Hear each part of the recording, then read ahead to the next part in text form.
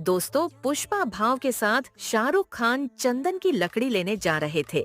तभी अचानक शाहरुख खान को कोई घर में खींचता है। ये क्या हो रहा है? सारे घर एक साथ घूम रहे हैं। तभी गुस्से में पुष्पा भाव, रप्पा रप्पा काटूंगा एक एक को। रप्पा रप्पा रप्पा रप्पा काटूंगा एक एक मेरी कसम, कमेंट में अपना आंसर लिखे, चैनल को सब्सक्राइब लाइक करें और दोस्तों अपने साथ दोस्तों को